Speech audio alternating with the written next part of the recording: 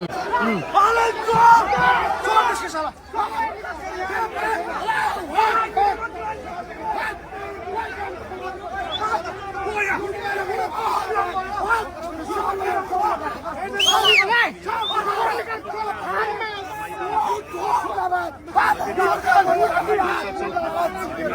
दर्शकवृन्द, यति बेला एमाले कार्यालयभित्र मिडियामाथि अवध व्यवहार गर्दै मिडिया कर्मीहरूलाई नै बाहिर निकालेका छन्।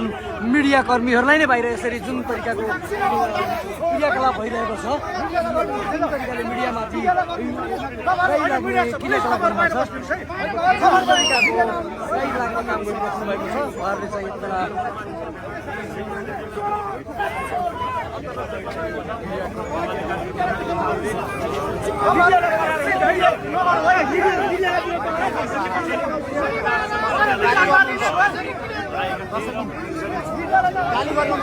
समाचार सङ्कलनका लागि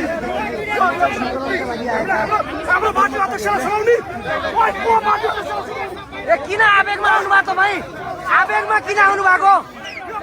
आवेगमा किन आउनुभयो? आवेगमा किन आउनुभयो? मिडियाप्रति आवेगमा किन? मिडियाप्रति आवेग किन?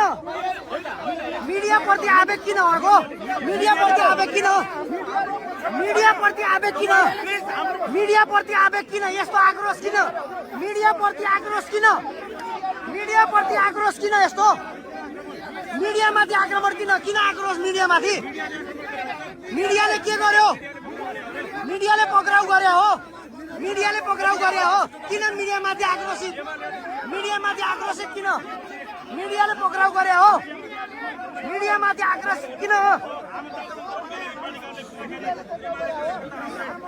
मिडियामाथि आक्रोशित किन?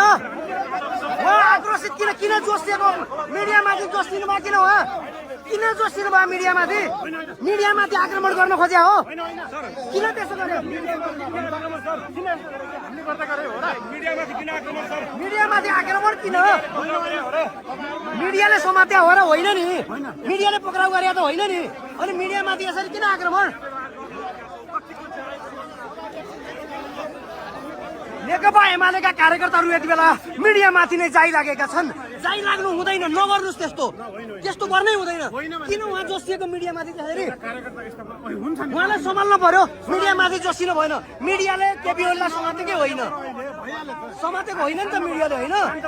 Okay okay.